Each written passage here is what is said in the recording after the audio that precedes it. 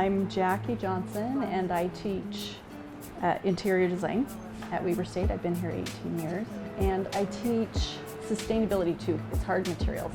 When we do charrette, the students have a real life problem. The real life problem in 2019 was gonna make a difference. And I had the good fortune of coming over and interviewing the teachers in the school. We call that an interior design programming. So we gather information and we research options that can help them. And their biggest complaint was that they had a hard time teaching because the noise level was so high. We studied the decibel ratings here at Gonna Make a Difference, and we found them consistently over to 75 to 85 decibels and peaking up over 100 at times in the cafeteria. And the reason that they have those problems is that everything's hard surface. It's cement. We've got a hard ceiling. You know, in our offices we have an acoustical ceiling tile. Even our homes, we have a lot of, draperies and so forth that helps tone down the reverberation of the sound. So when we're trying to handle acoustic problems, we have to say, how do we stop that sound? Hi, I'm Shauna Morris from Weber State University, and we're here in Ghana. They went to the local market and were able to shop for fabrics and coordinate them together. Seamstresses here have been helping us sew and put them together, and it's been a really fun project. We've appliqued and done origami. We've learned how to upholster, skills that they thought that they would never do right.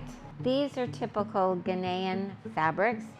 The people in Africa are not afraid of intense colors, and they wear multiple patterns together. They're bold and wonderful, and we wanted them to coordinate, not matchy-matchy. We would step back and say, remember the Munsell color system where colors meld together and you're mixing your patterns, small, medium, and large.